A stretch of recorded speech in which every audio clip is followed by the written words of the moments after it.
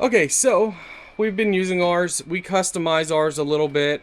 Um, Overall, it's nice. It holds a lot of stuff, and we don't have any complaints with it.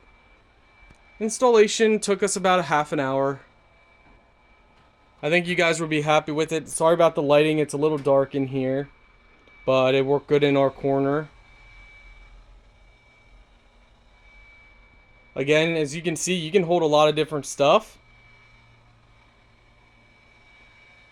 So I think you guys are going to like it. Ours was a little uneven, so we put some cardboard in one of the legs just to make it even and not sway.